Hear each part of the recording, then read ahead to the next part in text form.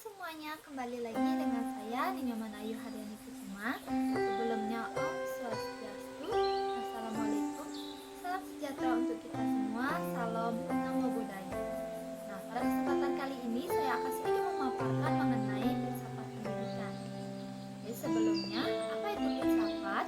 Nah, filsafat sendiri berasal dari bahasa Yunani yang terdiri dari dua kata, yaitu philos yang diartikan sebagai senang, cinta, dan gemar, dan sophia yang artinya hikmat atau kebenaran.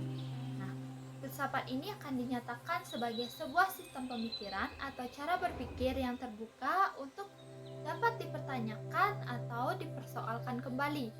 Filsafat merupakan pengetahuan dan penyelidikan menggunakan akal budi mengenai sebab, asas hukum, dan lain sebagainya. Ada beberapa cabang filsafat. Yang pertama ini ada filsafat metafisis yang merupakan filsafat yang luas karena keberadaannya akan meliputi semua hal yang ada di alam semesta. Yang kedua, ada filsafat epistemologi. Di sini akan mempelajari dan mencoba menemukan kodrat pengetahuan, pengandaian dan dasarnya serta mempertanggungjawabkan atas pernyataan mengenai pengetahuan yang dimiliki. Yang ketiga, ada filsafat metodologis. Di sini akan membahas persoalan mengenai konsep dan juga metode, baik itu metode pada umumnya, metode filsafat maupun metode ilmu. Yang keempat, ada filsafat logika. Ini merupakan pencarian mengenai prinsip-prinsip sehingga dengan mempelajari logika, seseorang dapat membedakan antara yang baik atau yang benar dan juga yang salah atau yang buruk. Kelima, ada filsafat etis. Nah, dalam arti luas merupakan etika yang akan mengkaji persoalan mengenai moralitas. Dan terakhir ada filsafat estetis yang mana mulanya berpusat pada teori tentang keindahan. Nah, selanjutnya ada karakteristik filsafat pada aspek ontologi, epistemologi, dan juga aksiologi. Nah, ontologi ini diartikan sebagai ilmu yang dapat mempelajari mengenai keberadaan ide dari sebuah konsep.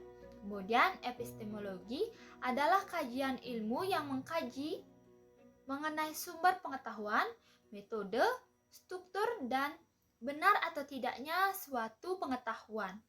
Dan yang terakhir pada aspek aksiologi ini akan menyelidiki atau menganalisis nilai-nilai yang mencoba untuk menguji dan mengintegrasikan semua nilai kehidupan dan akan membinanya dalam kepribadian seseorang. Selanjutnya ada filsafat sebagai inspirasional, preskriptif, dan investigatif dengan perkembangan dunia pendidikan. Yang pertama, di mana filsafat sebagai inspirasional di sini akan menawarkan kurikulum alternatif untuk periode pertumbuhan anak. Maka akan berlangsung pendidikan yang mampu memfasilitasi peserta didik dalam belajar. Kemudian, filsafat sebagai preskriptif di sini untuk dapat menghasilkan suatu ukuran atau standar penilaian tentang nilai-nilai, penilaian tentang perbuatan manusia dan juga penilaian tentang seni. Dan yang terakhir itu ada filsafat sebagai investigatif, di mana biasanya digunakan sebagai pemeriksa sebuah kebijakan pendidikan dan praktek pendidikan yang sudah diadopsi dalam dunia pendidikan. Nah, kemudian adanya pengembangan pendidikan dari filsafat idealisme dan realisme.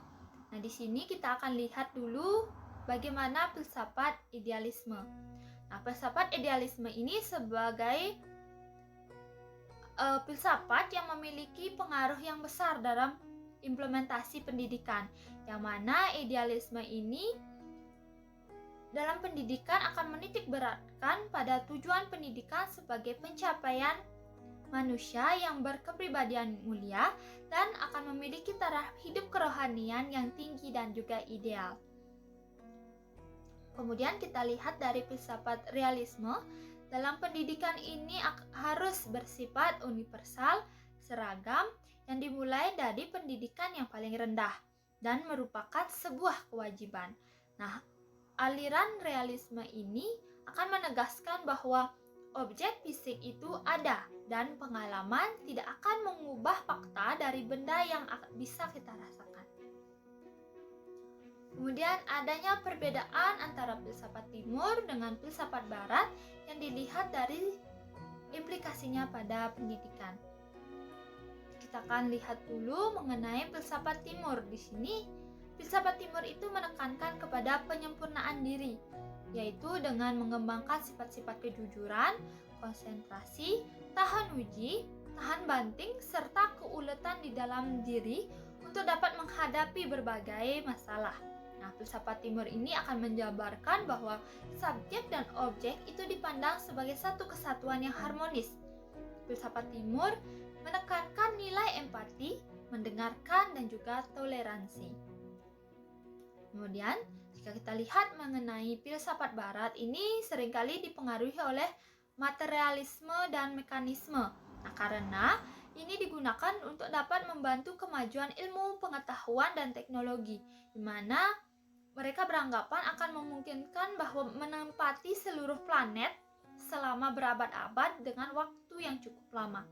Nah, filsafat barat ini seringkali memisahkan dan berjarak antara subjek yaitu manusia dan juga objek yaitu dunia yang mereka warnai secara atau sekuat mungkin. Nah, dalam percakapannya ada beberapa hal khusus wacana filosofis yang akan menekankan pada rasionalitas dan kritisisme sangat memainkan peran yang cukup tinggi dalam filsafat barat ini.